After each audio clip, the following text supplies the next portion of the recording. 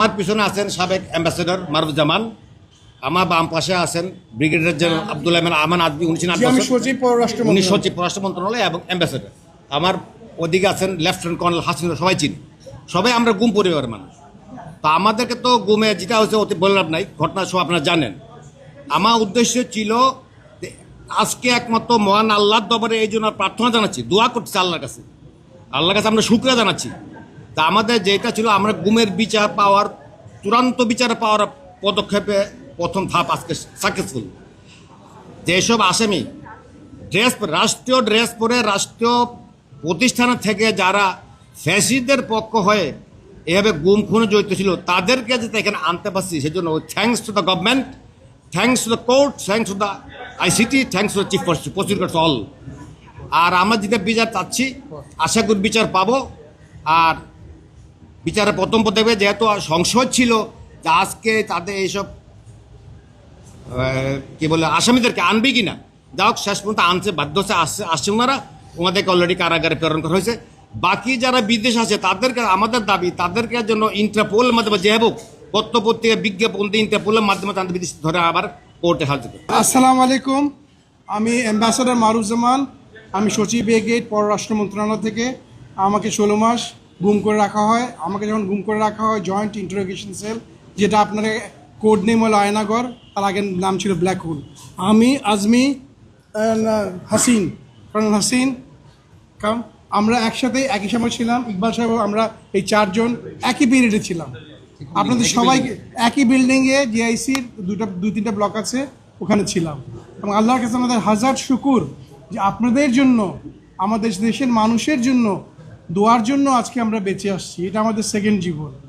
আমাদের উপর যে কি অন্যায় করা হয়েছে তা আমাদের মুখে কেউ বলতে পারবে না।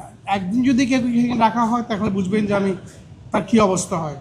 আপনাদের সবাইকে ধন্যবাদ, আমি আমার দীর্ঘায়িত করব না। এবং আজকে যে আমি এই দিনটা দেখতে পেরেছি আমরা, এটা আপনাদের জন্য এবং বাংলাদেশ জনগণের প্রেশারের জন্য, যে কিছু দুর্বৃত্ত অফিসার আর্মির, আমি কিন্তু সেনাবাহিনীর, উনিও সেনাবাহিনীর রিটায়ার্ড অফিসার। আর্মি এর জন্য দায়ী না। যে আর্মির বলে যে আর্মির খারাপ, এটা ভুল করছে। এটা কিছু কতিপয় কি বলবো corrupted killers, they are the ones who are the victims to perpetrators. and আমি এটাই লাস্টে বলবো, আরও অনেক পারপিট্রেটার্স ফ্রি আছেন আমাদের কেসের সবার সাথে।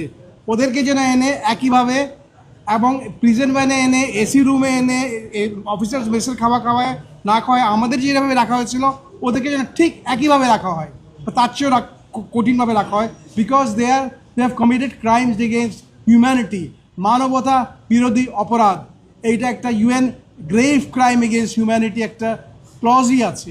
বিতর্কে দেখছি, ফেসবুকে দেখছি, এমনকি আমাদের কিছু সামরিক অফিসারও দেখছি যে তাদেরকে সেনা আইনে বিচার করার জন্য।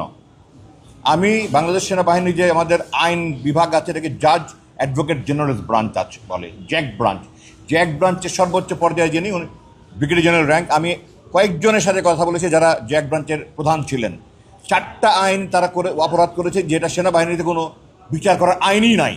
সুতরাং সেনা আইনে তাদের বিচার অন্যভাবে করতে পারে, এই 4টার জন্য করে নেই। 1 নম্বর অপহরণ, সেনাবাহিনীতে অপহরণের কোনো আইন নেই। 2 নম্বর অবৈধ অন্তরীণ রাখা, আনলফুল ডিটেনশন, কোনো আইন নেই। 3 নম্বর ক্রাইম এগেনস্ট হিউম্যানিটি, কোনো আইন নাই। 4 নম্বর ডিজিটাল সিকিউরিটি অ্যাক্ট।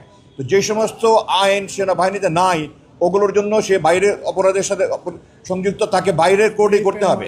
সুতরাং এগুলো ব্যাপারে সেনাবাহিনীতে আইন কোনো রকমের কোনো আইন নেই। এটা নিয়ে অনেক টক শোতে দেখি আমি, ওনারা না জেনে কথা বলেন। আমি দুঃখ প্রকাশ করছি যে ওনারা না জানলে ওনাদের কথা না বলা উচিত। মানুষকে ওনারা বিভ্রান্ত করছেন, কিছু সেনা কর্মকর্তা অবসরপ্রাপ্ত তারাও করছেন।